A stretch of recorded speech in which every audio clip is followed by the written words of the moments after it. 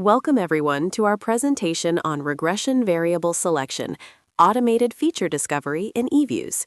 Today, we're diving into a crucial aspect of econometric modeling. Our aim with this guide is to bridge the gap between the theoretical concepts you find in the EViews manual and their practical, real-world implementation. As the insightful quote on the slide suggests, our guiding principle throughout this discussion will be to let the data speak, but don't let it ramble. We want to uncover the true story within our datasets without getting bogged down by irrelevant noise.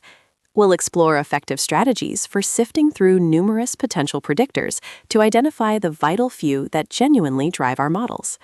To truly appreciate these automated tools, let's first understand the fundamental challenge that necessitates them, the sheer volume of data we encounter today. In today's data-rich environment, the real challenge isn't acquiring data, but distinguishing the signal from the noise. Our goal is to filter the explosion of available data, from economic indicators like GDP and CPI to commodities and weather lags, down to a focused, parsimonious model.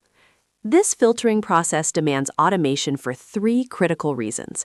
Firstly, it helps us avoid data mining bias, preventing subjective choices that can lead to kitchen sink regressions with spurious results. Secondly, automation is essential for handling high-dimensional datasets, where the number of potential variables can far exceed observations, common in areas like text analysis or models with extensive lags. And thirdly, it offers immense efficiency, allowing us to rapidly test thousands of variable combinations that would be impossible to do manually.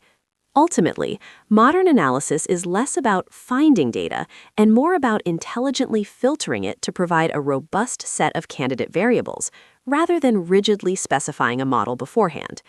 Given these compelling reasons, let's explore the various automated selection methods available to us.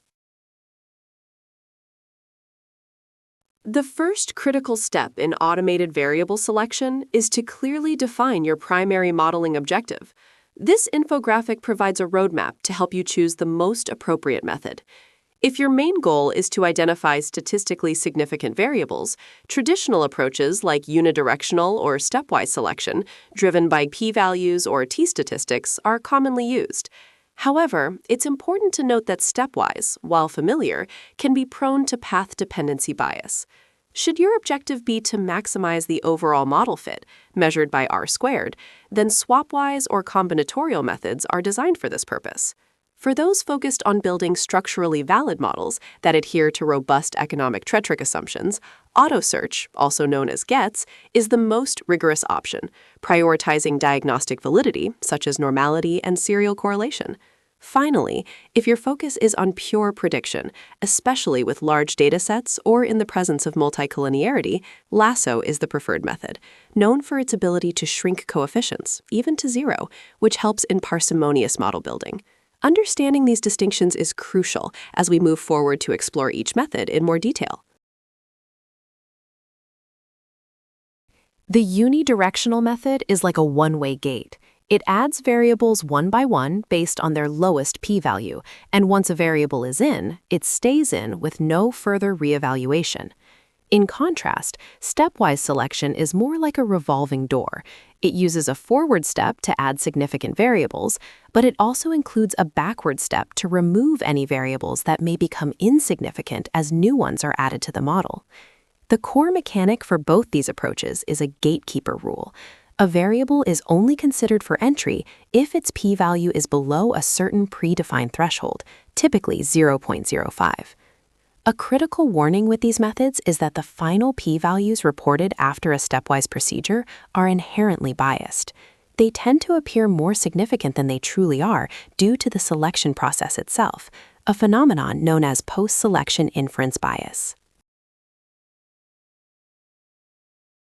While stepwise and unidirectional methods are intuitive, modern approaches like general to specific, or GETS, and Lasso offer more robust solutions, especially for complex datasets. GETS, which stands for General Unrestricted Model to Specific, takes a diagnostic-driven approach. It begins with a comprehensive general unrestricted model that includes all potential variables. It then systematically prunes variables, but only if their removal does not compromise the model's structural integrity, as verified by crucial diagnostic tests for normality, ARCH effects, and autocorrelation.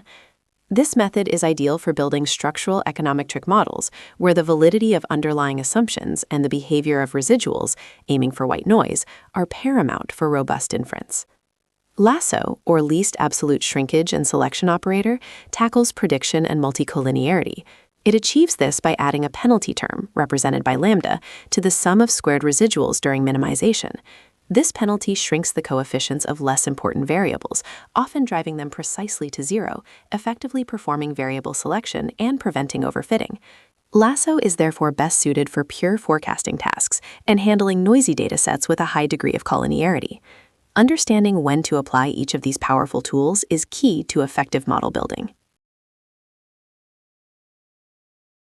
To begin using automated variable selection in EViews, you first need to open the standard equation estimation dialog. You can do this by navigating through the main menu. Select Object, then New Object, and finally Equation. Alternatively, you can use the Quick Menu option to estimate equation, or even type equation EQ1 directly into the command line if you have a work file open. Once this dialog box is open, the crucial step is to change the estimation method. From the drop-down menu, switch from the default LS, least squares, to varcel, variable selection. It's important to understand that in EViews, variable selection operates as a pre-estimation step. The software will first run the chosen selection algorithm to identify the optimal set of regressors, and only after this process is complete will it display the final regression results for that refined model.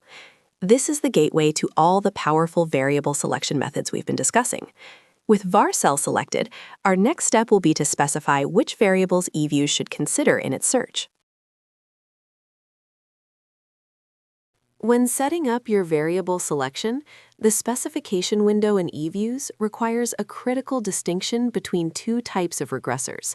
The first box is for your always included variables, which we can call must-haves. These are variables that economic theory or prior knowledge dictates must remain in your model, such as the intercept C or a key policy dummy. In our example, log wage is the dependent variable, and C union are the always included regressors. The second input field is for your search regressors, which are the maybe variables.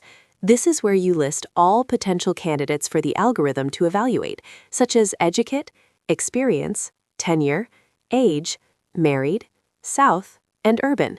The algorithm will then decide their fate based on your chosen selection method, which here is stepwise. A helpful tip for efficiency is that you can use group names or wildcards, like GDP*, to include many related variables in your search space without typing each one out individually.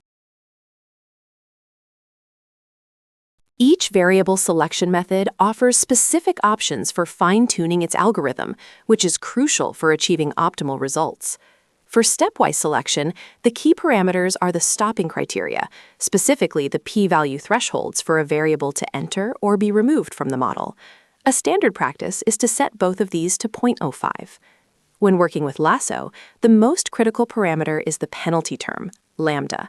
Instead of manually guessing this value, it's highly recommended to use cross-validation, typically k-fold with tenfolds, allowing EViews to automatically determine the optimal lambda that best balances bias and variance. Finally, for the gets approach, you'll want to ensure that relevant diagnostic tests, such as JARC-BERA for normality and the ARCH-LM test for heteroscedasticity, are selected.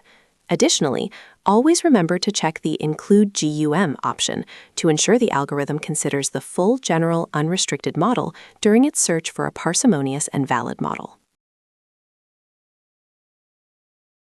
Our case study is based on the work of Unievsky et al. From 2016, focusing on forecasting electricity spot prices. The goal is a practical one, to create a one-day-ahead forecast of the electricity price, which we denote as T-price. The central problem lies in the sheer volume of potential predictors. We have a massive set of 107 candidate variables, including various lags of the price itself, weather data like maximum and minimum temperatures, and average prices from the previous week.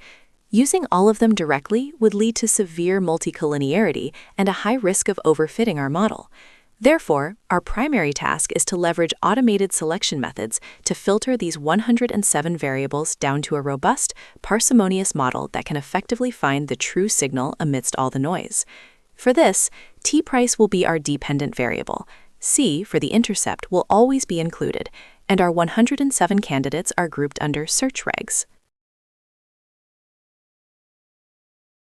Looking at the results of our case study, we see a stark difference between stepwise and lasso selection methods.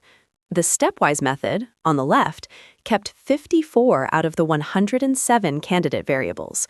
While it achieved a respectable adjusted R-squared of 0.89, the resulting model is quite complex and not very parsimonious. In contrast, the lasso method was much more aggressive in its filtering. It selected only 24 variables, less than half of what stepwise chose. Despite this significant reduction in variables, Lasso's adjusted R-squared was 0.88, which is almost identical to the stepwise model. This clearly demonstrates Lasso's strength in handling collinear data and its ability to create a much simpler, more interpretable model with comparable goodness of fit. For practical forecasting, a simpler model like Lasso's is often preferable, as it tends to be more robust and less prone to overfitting on new, unseen data. Once the automated selection process is complete, EViews provides a crucial output called the selection summary log. This log acts as a transparent audit trail, detailing every step the algorithm took. It clearly shows which variables were added or removed at each iteration, along with the corresponding value of the information criterion, such as the AIC. This allows you to fully understand the rationale behind the final model and trace the evolution of the selection process. In addition to the log, EViews generates a graph illustrating the evolution of the information criteria over the selection steps. This graph is vital for validation.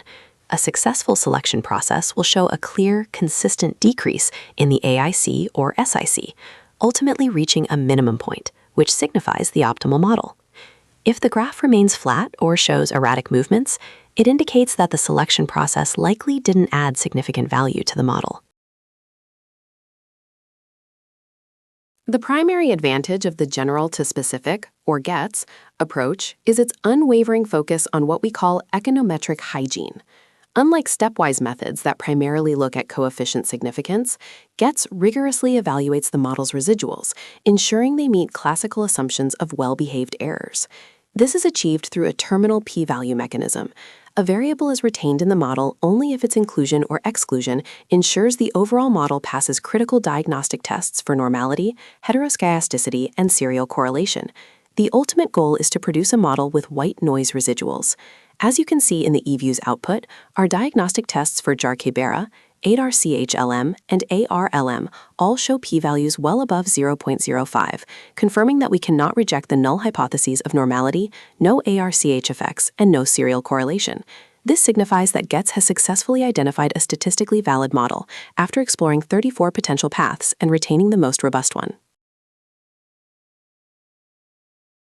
A powerful and advanced feature within the GETS framework is indicator saturation, often referred to as IIS or SIS. This technique provides an automated solution for a critical problem in time series modeling, detecting structural breaks or outliers when their specific dates are unknown. Without this capability, such anomalies can significantly bias your model's coefficients and lead to invalid inferences. The ingenious solution involves the algorithm automatically generating a dummy variable for every single observation in your dataset. These dummy variables are then added to the pool of search regressors, allowing the GET selection process to pinpoint which ones are statistically significant. A significant dummy variable effectively signals an outlier or a structural break at that precise point in time. This provides incredible robustness to your model, effectively identifying and controlling for data anomalies that might otherwise go completely undetected, like the electricity price spike shown in the graph. First, never blindly trust the p-values from a selected model. Remember the post-selection inference bias we discussed. They are a guide, not gospel. Second, always match your method to your goal. Use Lasso if your primary goal is prediction. Use GTETs if you are building a structural model for inference, where diagnostic validity is paramount. Third, always check the residuals of your final model. Automation is not a magic bullet. You still need to perform standard diagnostic checks to ensure the model is reliable. Finally, remember that parsimony is king. Following Occam's razor, a simpler model is generally better, as it's less likely to be overfitted and more likely to perform well on new data. The most important takeaway is that these tools are your assistant, not the pilot. They generate candidate models, but the final decision should always be guided by your domain knowledge and economic intuition. An algorithm might suggest a model that is statistically perfect, but makes no economic sense, perhaps suggesting that ice cream sales cause forest fires. As the pilot, your domain knowledge tells you a confounding variable, summer heat, is the true cause. You use this knowledge to finalize the model, overruling the purely automated result. Let's now summarize the key points from our discussion. Thank you for joining us today. To put what you've learned into practice, we encourage you to try out the electricity price dataset, which was our case study, in EViews versions 13 or 14. This will give you hands-on experience with the variable selection methods we've discussed. For further learning and to connect with other practitioners, please join the ENET forum. It's a great resource for accessing additional datasets and exploring